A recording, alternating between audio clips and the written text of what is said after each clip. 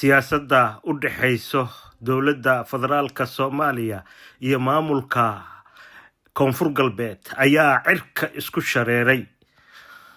waxaa goordhaweed iscasilay wasiir ku-xigeenka Wasaarada Tamarta iyo Biyaha Soomaaliya Marwo Suhuur Xaaji ayaa iska casishay xilkii ay ka haysay xukuumadda federaalka Soomaaliya. waxayna noqonaysaa xubintii afraad oo iscasisho saacado gudahood.